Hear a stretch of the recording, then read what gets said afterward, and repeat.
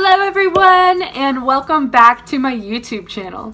Today I'm going to show you my top favorite crystals in my entire collection. This was like the hardest thing I've ever done. All of my crystals are my favorite. Like, how do you just pick your top favorite crystals? One does not simply pick their top favorite crystals. As I was going through them, I would hold two in each hand and think, if I could only keep one, which would it be? And this is kind of an interesting mixture of things. There's a lot more tumbled stones in here than I would have thought I would have picked, but I love them all for their own reasons, and I will tell you about them individually. So as we're going through them, I'll start with the ones that are my least favorite of the favorites, and then as I keep going, they will get progressively more my favorite. Let's get into it. Alright, so the first crystal that we have here is this golden lepidolite or golden muscovite. I'm not really sure if those are different things or the same thing, but I found this at my local crystal shop, which is Golden Temple in downtown Birmingham, and I just fell in love with it. I've never seen anything like this before, and it brings me these feelings of just positivity and joy and light. It's pretty much butter for the soul, if that makes sense. So this is coming in at number 14, Golden Muscovite. Next up at number 13, we have this little piece of Apophyllite. And I love this little piece. I know Apophyllite is not exactly that rare or hard to find, but I took forever to find my piece of Apophyllite, which means, you know, I went on for years and years and just was never drawn to a piece or never came across one to buy. And so I was so excited when I found this, and I believe this came from the Tucson Gem Show last year, so 2018. But I just love it. Its properties are very angelic. They bring you into a higher spiritual realm. Very good for spiritual awakening. So this had to go in my top favorites list. So coming in at number 12, we have this little tumbled stone of Lapis Lazuli. This is in here because this stone is the perfect shape and size and color for activating the third eye. I just love it so much. Traditionally it's for intuition and inner journeys, but I just get so jazzed about this guy. Look at him. So here we come to another piece where it's not exactly the type of crystal that's my favorite, but more so the piece. This is blue kyanite, and I absolutely love this particular piece of blue kyanite. I've been working with it for a very long time. It's probably the crystal I've worked with the most. But what I get out of it is the sense of alignment and inner work that makes it so valuable to me. So this definitely makes my top list. So the next crystal is actually three crystals, and it's these three pieces of blue Chalcedony. Now I don't know if I'm saying that right, but anyway, blue Chalcedony is traditionally for softness and to be calming and opening the throat chakra, so helping you ease in communication, and I just feel like these three pieces just absolutely do it for me. I love their soft, almost muted color, but at the same time they're so deep. I don't know. But yes, I think of them as brothers, and they are just absolutely beautiful.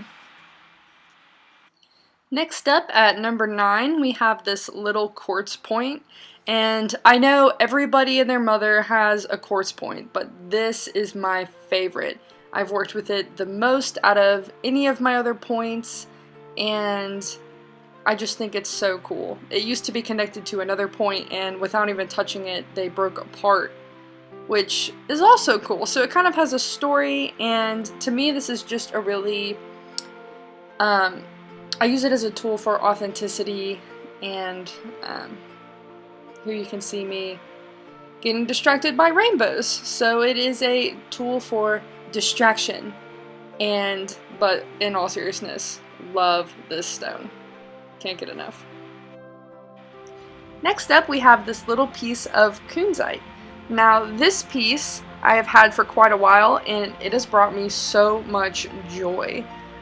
It's kind of cool because it seems purple, almost. But what I feel from this is a childlike sense of enthusiasm. And I love Kunzite just in general, not just this piece. If I had all the money in the world, I would have so much Kunzite. Just Kunzite everywhere. But I'm very grateful for this piece. Next up, we have this super cool piece of Flourite and Amethyst. And okay, so this is kind of like a sandwich. It's got Flourite on the bottom, Amethyst in the middle, and then Flourite growing on top of it.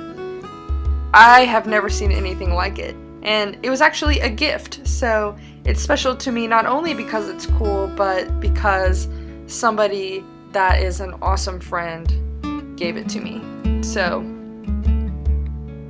doesn't get any better than that. But yeah, this is such a cool little piece, like a little Flourite sandwich here. Coming in at number 6, we have these 3 pieces of Apricot Agate. And I don't exactly work with these often, nor do I really know their properties, but what I do know is that they are beautiful and I love the color of them. They make me feel just inspired and energized and creative, and I hadn't seen anything like them until I went to, again, this is from Tucson, but yeah, I just think that they're beautiful.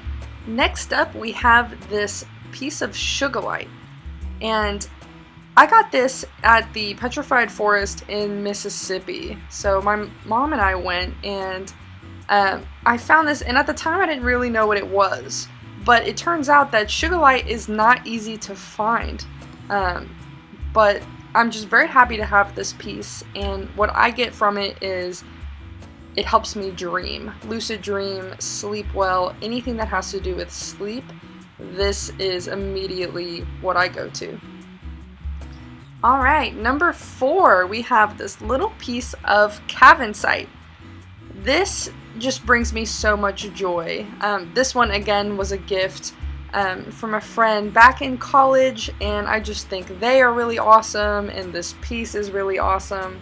And I haven't seen a lot of Cavansite, at least that I can afford, so just very happy to have this, and it just brings me so much joy. Traditionally, the properties of Cavansite are inner truth and channeling. Wow, already down to number 3, and here we have this piece of blue Pietersite. This is like a little thunderstorm in a tumbled stone. It is just beautiful. I love all the swirls and how the light plays off of the different pieces. I have never seen a piece of blue Pietersite that even compares to this piece. I'm just obsessed with it and in love with it, and if my house was on fire, I would go in and grab this little tumbled stone. So, definitely high on my favorites list. Coming in at number 2, we have this little piece of green Aventurine, and this piece is so high on my top favorites list because of its sentimental value. This was the first stone I have ever purchased. I got it down in Fairhope while my family was on vacation one time, and I thought it was just a really pretty color, and it is for calming and new adventures and new beginnings, and it just means so much to me because this is how everything got started. Last but not least, we have my most favorite crystal in my entire collection, and it is this cluster of smoky rutilated quartz. This is by far my favorite piece. I'm just so drawn to it, and it's very grounding, and it just wouldn't be home without it, honestly. I don't know what else to say. the smoky quartz is definitely a grounding, protecting stone, but with the rutile in it, it also becomes energizing, and just the shape of it, how it stands by itself, the size of the points, everything about it is just so perfect to me. So this is coming in at number 1, most favorite crystal, can't live without it, rutilated smoky quartz cluster. And there you have it, folks, my top 14 crystals in my collection. If you enjoyed this video, please give me a thumbs up and subscribe if you would like, and I'll see you in the next one. Bye!